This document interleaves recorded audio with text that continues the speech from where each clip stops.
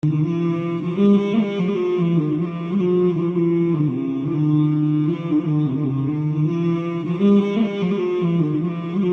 tells us in the Quran again and again, we hear about Jahannam. We know and we think about Jahannam as being something far away, right? Jahannam, hellfire. We think of it as being something far away. It's in the hereafter. Yeah, that torture and that torment is far away. But what we don't realize is that the torment and the torture of taking something other than Allah and loving it as you should only love Allah will torment you and torture you in this life before the next life.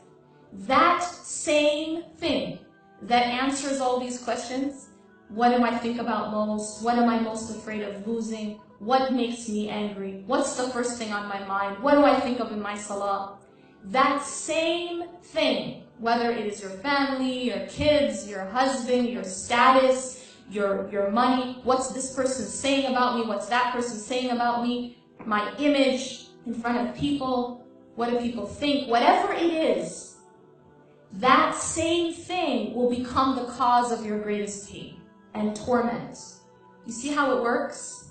Allah has designed this universe in a specific way. Allah has designed the human heart in a specific way. When you change that design, when you go against that design, you feel the pain.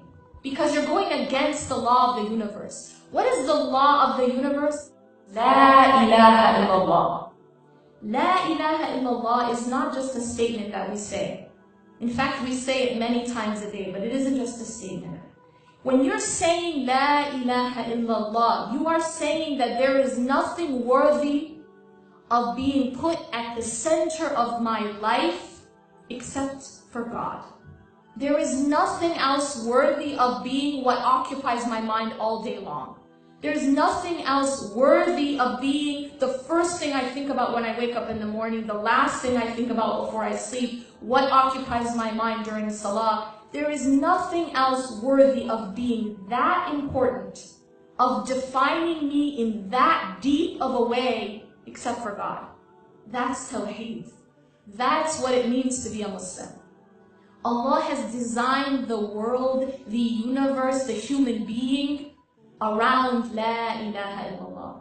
When you go against La ilaha illallah and you take your money and you make that your ilah, you will suffer. Because you're going against the law of the universe. When you take your spouse and you put your spouse in that place, you will suffer. When you take your children and you put your children in that place, you will suffer. You will feel it because you're going against the law of the universe. This isn't how Allah subhanahu wa ta'ala designed it. Allah made our hearts in such a way that it is only to be filled by Him. And so when you fill something with a substance that it wasn't intended to be filled with, it breaks.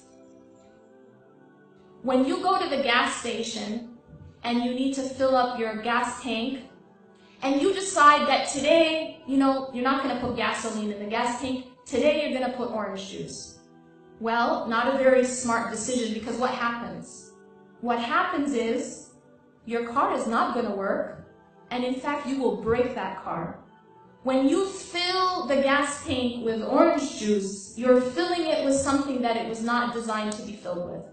Our hearts are the same. Our hearts are like a cup. And you can fill that cup with whatever you choose. But if you choose to fill it with this life, if you choose to fill it with dunya, if you choose to fill it with money, if you choose to fill it with status, if you choose to fill it with what people think, then that cup will break.